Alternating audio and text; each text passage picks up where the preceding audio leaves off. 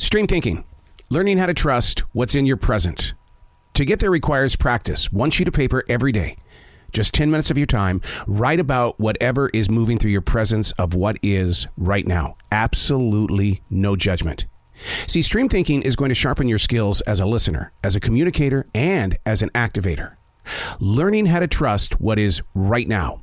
This is stream thinking.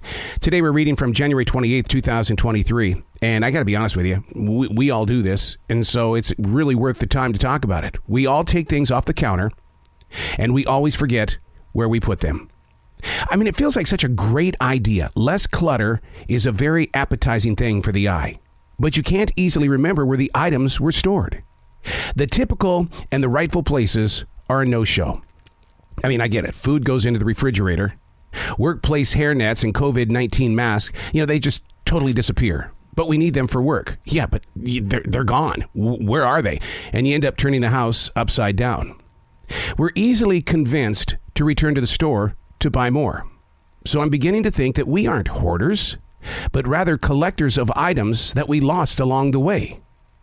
Our DJ service once forgot the music. We were going to Raleigh, North Carolina. We got as far as Greensboro, had to turn around and make our way back home. Why? Because the music was in a different place from the actual equipment.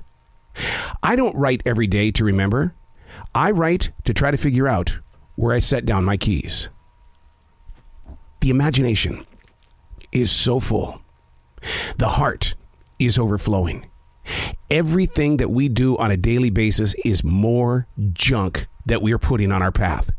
And you wonder why you're forgetting where you put things? Because it's not important until you need that situation.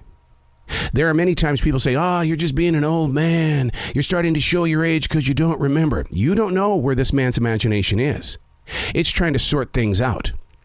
I've always accused myself of having multiple personalities, and that's not true at all. I just keep files. This guy over here is going to talk about music, while this guy over here talks with authors. This guy over here goes out in RVs. This guy over here is an interviewer, and it's just compartments.